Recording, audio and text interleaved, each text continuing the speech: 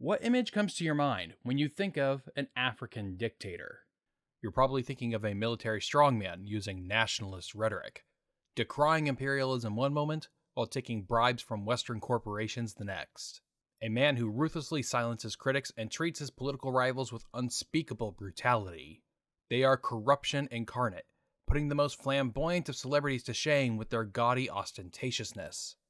The man you are probably thinking of is Joseph Desire Mobutu, or as he is known later in life, Mobutu Sese Seko Kuku Nbendu wa Zabanga, which translates as the all-powerful warrior who, because of his endurance and inflexible will to win, goes from conquest to conquest, leaving fire in his wake.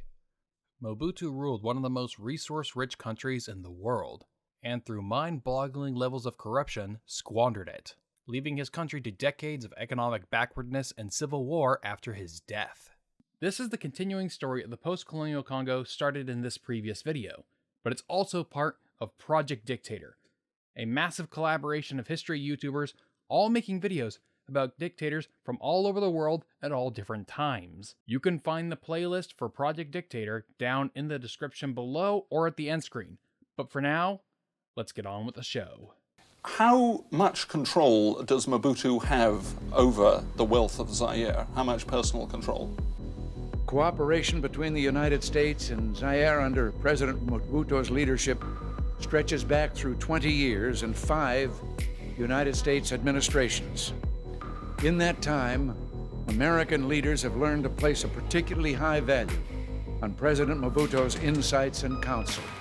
His goal has been, and I think to a considerable extent he has succeeded, to become the tribal chief of the whole country. It all belongs to him effectively. It all belongs to him effectively. You see, I wouldn't say how much control he has, because he is, in this respect, Mobutu is Zaire. He controls it all. Mobutu was born in Lasala in 1930 to a family of the Nabandi ethnic group in the northern Congo. His mother, Marie Madeleine Yemo, was a hotel maid who had escaped from the harem of a local tribal chief. She would marry Alberic Gamani, who was employed as a cook for the household of a Belgian judge. The judge's wife took a liking to young Mobutu and taught him how to speak, read, and write in French. Unfortunately, Mobutu's father died in 1938, which left the family in a financially precarious place. Mobutu would be taken in by his uncle and grandfather until he was sent to a Catholic mission boarding school. He excelled at both athletics and academics, but he had a reputation as a troublemaker. One day he stowed away on a boat for a trip the priests were taking to the colonial capital of Leopoldville. And when he was caught, he was punished with conscription into the force publique. This punishment may sound harsh, but let's consider the historical context here. Had some Congolese man who was not from the boarding school been found on this ship, the punishment would have been far worse. Regardless of the relative laxity of this punishment, it would create a distaste for the Catholic Church for the rest of Mobutu's life. Beginning at the age of 19, Mobutu would serve in the force publique for 7 years, gaining him his military experience, which consisted mostly of border patrols and suppressing Congolese protests. Luckily for him, it was more of the former. His time in the army turned him into a voracious reader, needing to fill the endless hours of checkpoint duty. He was a frequent reader of the European newspapers discarded by the white Belgian officers. He was also a fan of the writings of Charles de Gaulle, Winston Churchill, and Machiavelli. It was at this time he also began dabbling in journalism, writing in favor of political independence for the Congo, but under a pseudonym. He quit the army in 1956 and became a journalist, but he was quickly drawn into political activism in 1958 after he met future Prime Minister Patrice Lumumba. Following that meeting, he joined the MNC and eventually became the personal assistant of Lumumba, joining him at the negotiations in Belgium that led to the Congo's independence in 1960. He would be promoted to the Army's Chief of Staff position during the Congo crisis, often being sent in to negotiate with insurrectionary Congolese soldiers. He would take power twice during the crisis. His first bite at power came in the fall of 1960 during a constitutional crisis between President Joseph Kasavubu and Prime Minister Patrice Lumumba. He had both men placed under house arrest while he attempted to resolve the constitutional issues. Lumumba escaped from house arrest in order to join up with a rebel government operating in Stanleyville, but he was recaptured by men under Mobutu's control. He then ordered his men to hand Lumumba over to the rebels in Katanga and South Kasai, who executed him for the massacres Lumumba's forces had orchestrated. After his death, Lumumba was able to release Kasavubu from house arrest and restore him to the presidency. He would have to resolve a similar conflict again in 1965, in a crisis between Kasavubu and his new prime minister, Moise Tshombe. The president dismissed Moise Tshombe as prime minister, despite his party controlling the parliament, who refused to approve the president's preferred candidate. Mobutu orchestrated another coup to end this deadlock, placing the country under military rule once again. Kasavubu was placed under house arrest, and Moise Tshombe was charged with treason. To avoid trial and execution, he fled the country and went into exile in Spain, still under the rule of Francisco Franco. Kasavubu was eventually allowed to leave house arrest and retire to his family estate, dying in a hospital at the age of 54 in 1969. After his 1965 coup, Mobutu addressed a crowded stadium in Leopoldville. He declared that since 5 years of rule by politicians had ruined the country, it would take him at least 5 years of sole rule to right the country's course. In reality, he would go on to have nearly absolute rule over the Congo for the next 32 years. The parliament would pass legislation turning over most of its own powers to the president and his cabinet. And in March 1966, Mobutu used these powers to permanently suspend the parliament, assuming all of its remaining functions. He began rounding up opponents and potential rivals, and having them executed in public. In May 1966, 4 members of his cabinet were accused of treason and hanged in front of a live audience of 50,000 people in the capital, sending a very clear message to all who would dare challenge him. They wanted to form an opposition party, which constitutionally, by the way, is illegal in Zaire. Afterwards, Congressman Leland happened to be watching from the hotel entrance as the opposition deputies left. The deputies were set upon by plainclothes police. One guy had been thrown to the ground, as I said, by his tie, and several people were just kicking him and stomping him while he was bleeding profusely from his forehead. And I just saw blood going everywhere. Had I interfered, I probably would have been killed. Around this time, rumors began to spread that the exiled Moise Tshombe was plotting his own coup to overthrow Mobutu. In anticipation of this, some of the army officers, along with foreign mercenaries still in the country that had worked for Tshombe, mutinied in Stanleyville in July 1966, killing the local commander. However, the mutiny was crushed. Fearing the rumors of coups and already having accused him of treason, Mobutu had Moise Tshombe tried in absentia, where he was sentenced to death in 1967. On June 30th, Moise Tshombe was on a flight between the Spanish islands of Ibiza and Palma when a French intelligence agent, Francis Bonin, hijacked the airplane. France and its president, Charles de Gaulle, were supporters of Mobutu, and to aid their relations, decided to aid Mobutu in capturing Tshombe. The plane landed in Algeria, whose government was under the pressure from France and Mobutu to return Tshombe to the Congo, while other Western governments, including some activists in the US, were urging Tshombe to be returned to his exile in Spain. The Algerians ignored both and held Tshombe under house arrest until his death in 1969. There are conspiracy theories around Moise Tshombe's death, most of which allege that Mobutu had him killed while in exile via poisoning. Unfortunately, my pay grade is not great enough to evaluate these conspiracy theories. Regardless of whether Tshombe had really been plotting a coup or the circumstances of his death, his capture by supporters of Mobutu would trigger another mutiny among his supporters.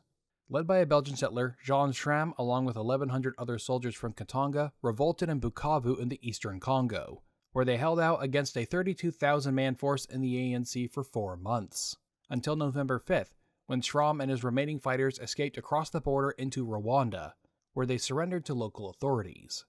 Mobutu demanded the Rwandan government extradite the foreign mercenaries fighting amongst the rebels back to the Congo, but they refused. Mobutu responded to this by cutting diplomatic ties in January 1968, restoring them only a year later after the mercenaries had left Rwanda.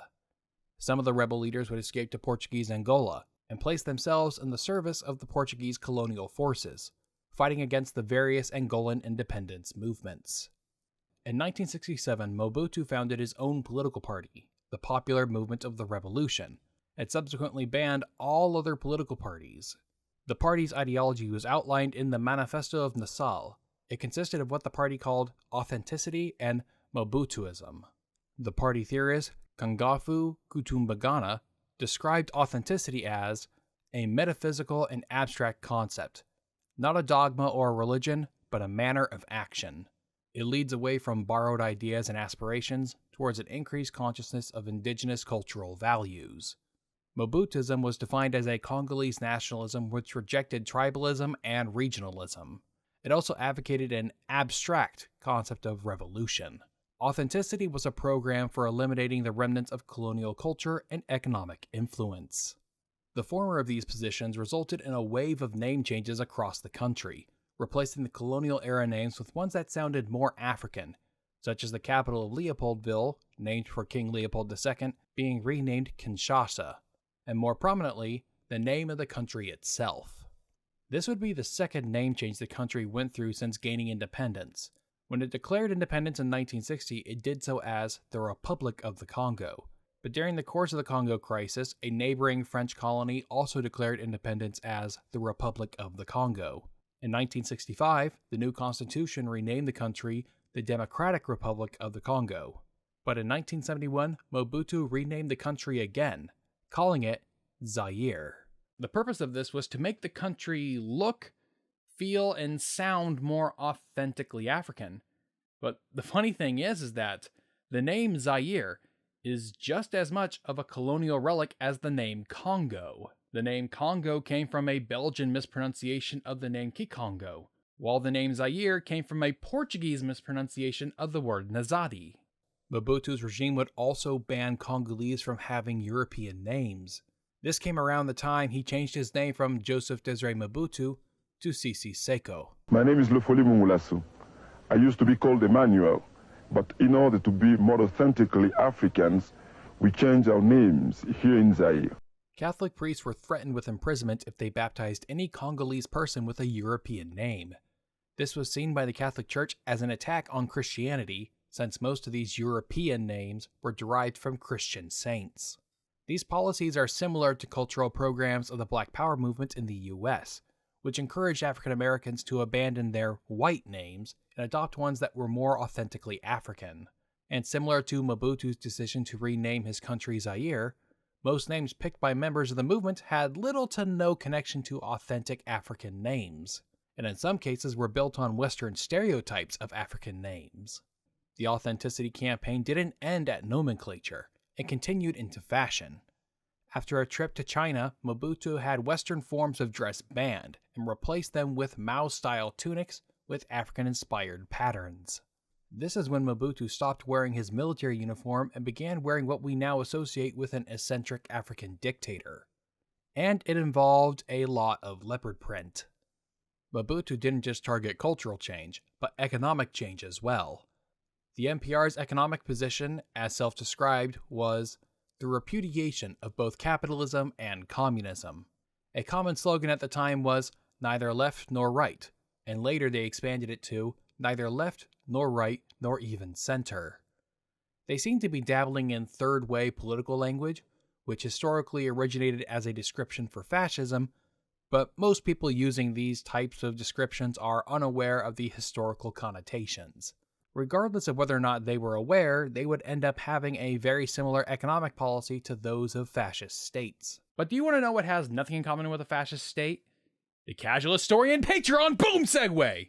Before we move on with the rest of the video, I want to take a quick moment to plug my Patreon. Now I'm certain most of you know what it is, but for those who don't, Patreon is a crowdfunding platform that helps connect creators making stuff with people who want to financially support them. But instead of giving them one big lump sum, you support these creators with small monthly contributions, with as little as $1 and no maximum if you're so inclined. Every dollar I earn on Patreon makes me less dependent upon the algorithm, AdSense, and sponsors, which will allow me to put more focus into making videos about interesting subjects that you're not going to see on TV, in a classroom, or even from other history tubers. People who join the Casual Historian Patreon can get a number of perks, such as getting to see videos early, getting their names in the end credits of videos, or even commissioning a video on a subject of your choosing. And all patrons get access to an exclusive Discord server, where I talk with members about upcoming projects. If any of this is of interest to you, or you just want to help me make more and better videos, then go ahead and check out patreon.com/casualhistorian. But for now, back to the video. Now, most of what you'll hear about the Congo's economy under Mobutu is bad, and that'll be the case here. But there were people who who genuinely benefited from Mobutu's rule. In 1967, Badolite was a tiny village of mud huts. Just a few years after taking power, Mobutu transformed the place into a modern town. With banks, a post office, and even a hydroelectric plant. An extraordinary feat in this province cut off from the world. In 1967, all the trade unions were nationalized and consolidated as the National Union of Zairean Workers, which guaranteed union membership to all workers, but the government controlled everything. Independent trade unions would remain illegal until 1991. After a downturn in the economy, the Mobutu regime began nationalizing foreign-owned businesses. Some of these businesses were kept under government control, and others were given to Mobutu's supporters, his family, members of the Nabandi ethnic group, and important players in his regime. This was an important part of Mobutu retaining power. Corruption was an essential part of the regime. Mobutu has also run into the ground many once prosperous businesses that had been owned by foreigners, but which he nationalized and then turned over to family and friends. Mobutu and his insiders enriched themselves from the public coffers. They could run prosperous businesses into the ground and then receive subsidies from the treasury, which they would then pocket. They bought up mansions across Europe, especially in Belgium, where they would stash their ill-gotten wealth and would spend large parts of the year living away from Zaire, oftentimes away from their responsibilities back in the Congo. Despite posing himself as an arch-African nationalist, Mobutu had very European tastes. He frequently chartered high-powered jets and yachts to make trips to Paris, where he would buy thousands of dollars worth of French goods. Mobutu also managed to accumulate a large stock of cash in Swiss banks. And the US government estimates his personal fortune at $5 billion, making him one of the richest men in the world. And that was in 1984 dollars. Adjusted for inflation, that would be over $13 billion in 2022. The fiscal mismanagement was so bad that roads and infrastructure lay in ruins, all the while Mobutu was spending a fortune on cars he would never drive on them. It was so bad that it was not uncommon for soldiers or civil servants to go months without getting paid.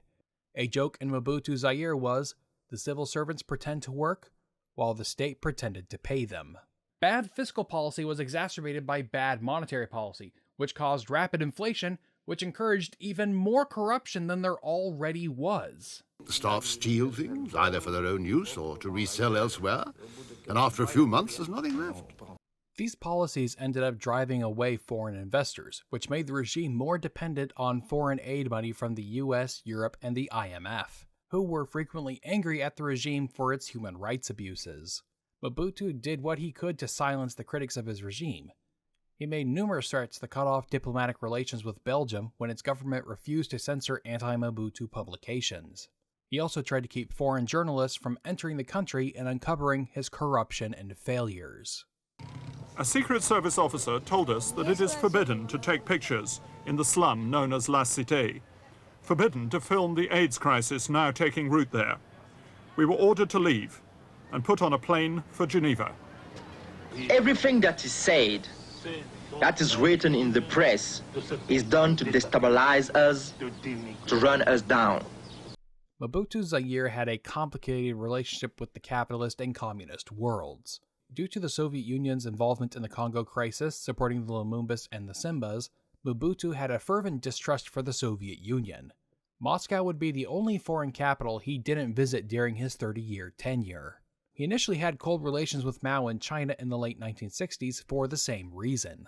When the UN General Assembly voted to replace Taiwan with mainland China on the Security Council, Zaire was the only African country that voted against it.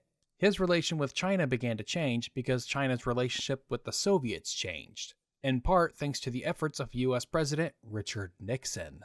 This created the awkward situation of both Communist China and capitalist America supporting African nationalists. It was less ideology than it was geopolitics. This is especially revealed when Mobutu began to use increasingly anti-Western and anti-American rhetoric after his trip to China. But so long as he was stemming the tide of Soviet influence in Africa, the State Department was willing to put up with his rhetorical anti-Americanism. He visited Beijing in 1973 and met with Chairman Mao, and he seemed to fall in love with Communist China and its campaign against foreign influences. This is why when he returned to Zaire, he banned Western dress and encouraged people to wear the style of tunic popularized by Mao. It also helped that China promised Zaire $100 million in technical aid, so Mobutu wouldn't be faced with the same constraints as the US or IMF usually attach to loans and foreign aid. The two countries would attempt to stem Soviet influence in Africa after Angola gained independence from Portugal in 1974. Multiple groups had been fighting against the Portuguese throughout the War of Independence. The two biggest were the Popular Movement for the Liberation of Angola and the National Liberation Front of Angola. The PMLA had been supported by and was in turn pro-Soviet, while the NLFA had been supported by and generally favored the West. China and Zaire began funneling resources to the NLFA as the War of Independence devolved into a civil war. The PMLA government in Angola would return the gesture in 1977. Remember those Katangan exiles who revolted against Mobutu in 1966 and 67? While in exile in Angola, they formed the National Liberation Front for the Congo, with the primary goal of ousting Mobutu from power. But for most of their history up to this point, they had been supporting the Portuguese against the PMLA and NLFA. But once the Portuguese were gone, they needed a new patron, and the MPLA were willing to use them against Mobutu. Under the leadership of Nathaniel Mabumba, they invaded the former state of Katanga, now called Shaba. Mobutu asked for international assistance and received it from France, who dropped 1,500 Moroccan paratroopers into the Congo to help repel the Angolan-backed invasion. The NLFC attempted another invasion in 1978. This time they were aided by both Belgium and France, who provided air support, along with the US, who provided logistics. After the invasion was repelled, neighboring Togo sent peacekeeping forces to Zaire to help dissuade further incursions from Angola. Mobutu also had rivals on the continent to contend with, in particular Muammar Gaddafi in Libya. Both were trying to position themselves as the leader of post-colonial Africa. They supported opposite sides in Chad's civil war. Mobutu feared that Gaddafi would use Chad as a staging ground to destabilize the Central African Republic, which could then lead to the destabilizing of his own country. There were a pair of terrorist attacks in Kinshasa in 1984, one hitting a newspaper, Voice of Zaire, and one hitting a post office. Gaddafi, who by this point had a history of supporting international terrorism, was blamed for the attack. A year later, Gaddafi gave a speech actively encouraging the overthrow of Mobutu. Mobutu had mostly warm relations with the US, with occasional cold spells when Zairization policies were being implemented. He accused the CIA of plotting a coup to overthrow him, for which he had numerous generals and government officials arrested as alleged conspirators. The Carter administration distanced itself rhetorically from Mobutu due to human rights concerns, but half of the foreign aid given to sub-Saharan Africa still went to Zaire. They also gave material and logistical support to Zaire during the Shaba invasions of the late 1970s. In 1980, the House of Representatives tried to terminate military aid to Zaire, but the Senate and President Carter reinstated the funds. Mobutu had warmer personal relations with Reagan and Bush 41, though policy remained largely unchanged until the fall of the Soviet Union. After that, the US and other Western backers began pressuring Zaire to reform and democratize. The ultimate fall of Mobutu was an international affair rather than a domestic one. Mobutu and his cronies had run the economy into the ground. They made the country an unsafe space for foreign investment, with the regime alternating back and forth between nationalizing foreign property and returning it. What little solvency the government had was due to foreign aid. But since the Iron Curtain fell, the only reason the West had to prop up Mobutu was gone. I am the latest victim of the Cold War, no longer needed by the US. The lesson is that my support for American policy counts for nothing. Due to losing the support from the West, Mobutu decided to give up his monopoly on power in 1990. Allowing political parties other than the MPR to stand for elections, and installed a transitional government. However, he retained substantial power for himself. October 1991 saw a riot of unpaid soldiers in Kinshasa, which forced Mobutu to bring in opposition figures into a coalition government. But he retained control of military and security forces. Factionalism within the government resulted in two separate governments forming in 1993. The anti-Mobutu government being led by Laurent Monswego. The two would reconcile in 1994 to create a transitional government. That same year, Mobutu's son, Niwa Mobutu, whom he had been grooming to be his successor, died from AIDS, which not only devastated the dictator emotionally, but also drastically weakened his position, leaving him with no obvious successor. The true death knell for Mobutu would come out of a neighboring country's civil war.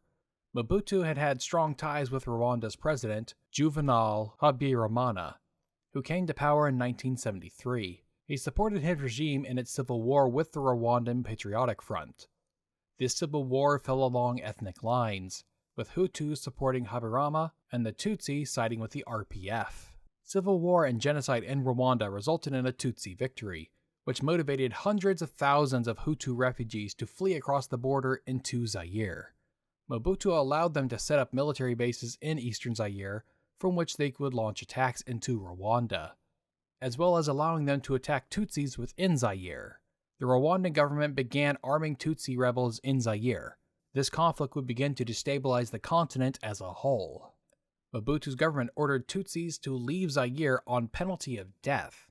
The Tutsis, organized as the Banyamulenge, were the focal point of a rebellion. They were aided by and functionally led by President Yoweri Museveni of Uganda and his defense minister, Paul Kagame. They launched an offensive to overthrow Mobutu, joining forces with rebel leader Laurent Desire Kabila.